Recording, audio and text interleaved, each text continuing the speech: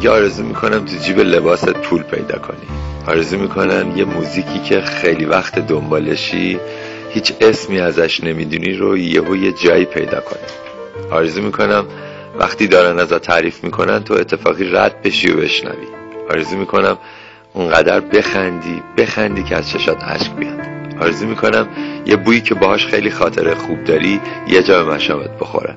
آرزو میکنم وقتی حواست نیست ببینی که یکی که دوستش داری داره خیلی عمیق با یه حس مثبت و لبخند رضایت نگات میکنه.